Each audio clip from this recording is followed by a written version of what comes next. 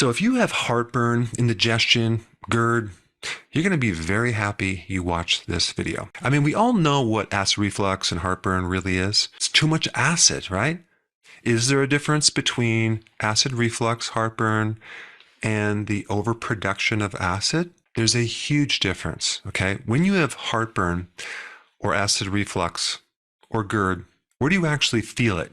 Do you feel it in the stomach? Usually not, unless you have an ulcer. Normally you feel it just above the stomach, in the esophagus, or even in the larynx, as it can come up the esophagus into your throat. And so what you're going to soon learn is that heartburn, GERD, acid reflux is actually the opposite problem. It's usually not an overproduction of acid. It's an underproduction of acid. And I'm going to prove it. So let's go through this. I mean, I would bet you anything, if you go to your doctor with heartburn or acid reflux, they're not going to test the pH of your stomach, okay? They're not going to check your acids. They're not going to look at that because it's obvious that you have too much acid. But here's the problem. When you don't have enough acid, the valve on the top of the stomach doesn't necessarily close tightly enough. And the acid can then regurgitate up into the esophagus, making you think that you have too much acid, when in fact, you have just acid in the wrong place. It's a well-known fact that people develop GERD as they get older. You don't normally have this problem when you're younger. Well, with an exception of myself. In my 20s, I had this because I had really bad digestive issues. But that was more of an ulcer, okay, which actually also had some acid reflux. But normally speaking, as you age, okay, over 40, 50 years old, a lot more people get acid reflux. But it's also true that as we age, we lose our stomach acid. The acidity in our stomach becomes less and less and less as we age. So that's kind of conflicting. It doesn't make sense unless you really understand that normally the root cause of acid reflux, heartburn, GERD is a lack of acid. Even if you take a look at what is normal, a normal pH of your hydrochloric acid in your stomach should be between 1 and 3. Now, what does that mean? Well, it is the strongest acid in the entire body. In fact, it's between 100,000 to 1,000,000 times more acid than your blood. Your acid is like battery acid, and that is normal because the function of that acid is to help you break down protein, to turn that like beef steak that you eat into like a soup. And so that's what the acid does. It helps to unravel the protein. So then the enzymes that are released from this strong acid can break down easier. So we can then go from a protein to eventually amino acids. Amino acids are like the building block of proteins. And so every time you eat this long chain of amino acids, protein, your body has to break them all the way down into the small parts so it can then take those small parts, amino acids, and then build back up body tissues. But let me just kind of refocus on what we're talking about. We're talking about GERD, acid reflux, acid indigestion, heartburn, being caused by a weakened acid or a stomach pH that's no longer between 1 and 3. It's starting to go higher. As the numbers go higher, things become less acidic. So there are two main conditions of low stomach acids, okay? One is called hypochlorhydria. That just means low acids. So instead of being between 1 and 3, it's like between 3 and 5. Then you have another condition called achlorhydria, okay? That means you don't have any more acids. But that's not 100% true because the definition of achlorhydria means a pH of greater than 5 in men and a pH of greater than 6 in women. But realize that if you're 5 or 6, that's still below 7, which is neutral. So there's still some acid in your stomach. Now, if you just search this, just take a look at the symptoms of both of these conditions, okay?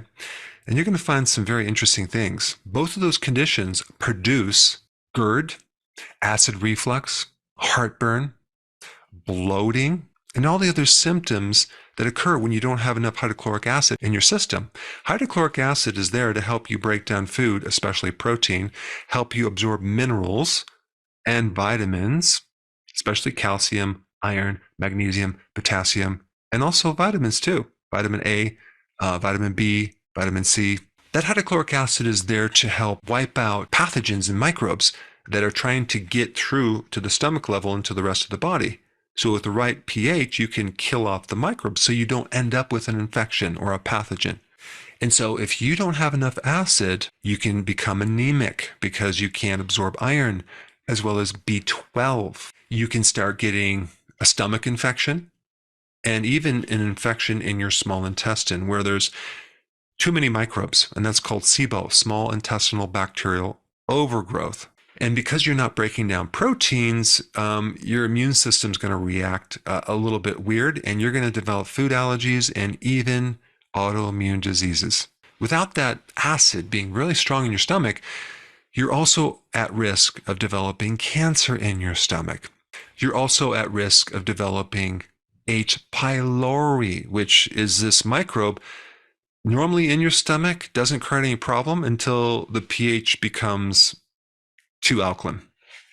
I mean, even the strategy of this H. pylori is to increase ammonia, which is very alkaline, so it can then survive. And so H. pylori comes out of remission when your pH isn't acid enough, and also that infection creates an alkaline stomach. And if you're not getting the minerals and you're not getting the protein, you're also at risk for osteoporosis. So if you don't have enough acid in your stomach, you're going to feel it as indigestion, bloating, and gas especially. Now, what is mind-blowing to me is if you look up these two medical conditions, the treatment is not to add back the acid. In fact, it's everything but that. It's kind of like there is no specific treatment. I'll look up to see if there's a genetic problem, cancer, and treat that. Look to see if there's anemia and treat that. Look to see if there's H. pylori and treat that. But there is no medical recommendation for increasing the acid from both of these conditions, which are a loss of acid. Now, if we take a look at some of the major side effects of antacids or PPIs, or basically, generally speaking, acid suppressing medication, one of the main side effects is a loss of stomach acid. If you treat a loss of stomach acid with something that's going to cause a loss of stomach acid, what do you think is going to happen? You're going to get worse, but you're going to feel better temporarily when you eat because you have all this acid that's regurgitating into the esophagus. If we can keep that down, you feel better, but you'll be having all these other issues, right? And people that are on chronic medications to suppress stomach acids have a lot of issues. And this could be completely avoided if someone tested the pH in their stomach instead of just assuming they had a problem with the overproduction of this acid. So I'm going to show you a very simple, inexpensive way, okay, that doesn't involve an expensive test to determine if you have low stomach acids. Okay, I'm going to show you how to do that, but I just want to explain a little bit more on this HCl, hydrochloric acid first. How does someone end up with lowered amount of hydrochloric acid? If someone has hypothyroidism, that can produce a loss of stomach acid. If someone doesn't eat healthily, they can develop H. pylori infection, or let's say their immune system is suppressed. That can actually pop up, come out of remission, and create an alkaline environment and cause you to lose your stomach acids just from that. And of course, we already talked about taking antacids or other medications that can diminish your acid as well. And you can even develop low hydrochloric acid from being on a low salt diet, from having a potassium deficiency, from having a zinc deficiency, and even from having an iodine deficiency. There's another reason why you might also have a loss of hydrochloric acid. It's because you eat too frequently. Just think about the digestive system. Our bodies were not designed to eat every hour and a half with 3 meals and snacks in between. As we do that over time, we're basically just depleting the digestive juices. We're weakening the system to the point where we don't ever have a chance for our digestive system to rest in between eating. It's kind of like exercising constantly and never giving your body a chance to recover. And then all the insulin that could create a diabetic situation. And by the way, diabetics are 4 times more likely to develop GERD than people who are not diabetics. So the number one remedy to resolve this problem is betaine hydrochloride. You can get it over the counter. It's not a medication. It's a natural remedy. And the only time you wouldn't want to take it is if you had an ulcer. And so this is how I'm going to recommend that you take betaine hydrochloride starting out, okay? Because, if you had chronic heartburn for a long period of time or acid reflux, you could develop an ulcer. And so if you took this betaine hydrochloride, which is kind of like a building block for acids, it can aggravate the ulcer. So this is how I would recommend taking it. First of all, when you start eating, right when you get the first bite of food into your stomach, then take the betaine hydrochloride. Because I don't want you to take it on an empty stomach and then maybe for some reason you got distracted and you didn't eat. And so now you have this acid that's going down in your stomach and you had an ulcer and then it gets worse. So you want to just have a bite to eat and then take one, okay? And see how you feel.